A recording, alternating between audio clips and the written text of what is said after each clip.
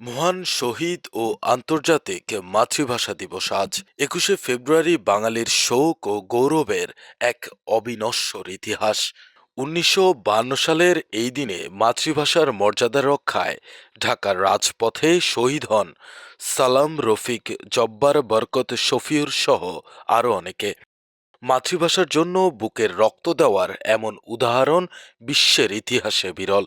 শ্রদ্ধা ও ভালোবাসায় আজ রাত ১২টা ১ মিনিটে লক্ষ্মীপুরের রামগতি উপজেলা পরিষদের শহীদ মিনারে পুষ্পস্তবক অর্পণের মধ্য দিয়ে শুরু হয়েছে দিবসের কর্মসূচি। নীরবতা, আবেগ আর সম্মানের মধ্য দিয়ে জাতি জানাচ্ছে তাদের প্রতি কৃতজ্ঞতা।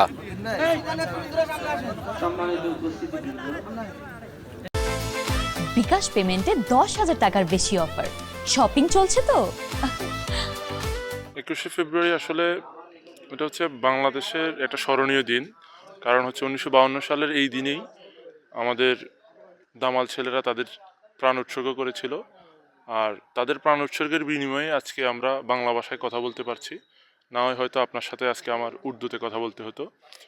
সো বাংলা ভাষায় কথা বলে যে একটা আনন্দ, সেই আনন্দটা আমরা ফিল করতে পারতেছি মূলত ওই যে তাদের জীবনের যে আত্মত্যাগের কারণেই।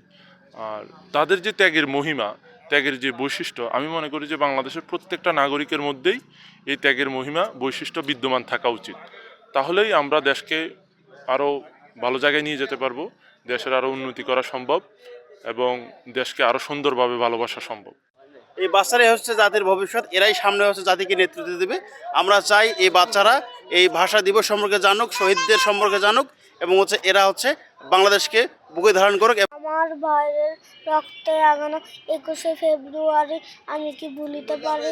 বাবার সাথে শহীদ মিনারে ফুল দিতে আসছি, আমার এখন খুব ভালো লাগতেছে।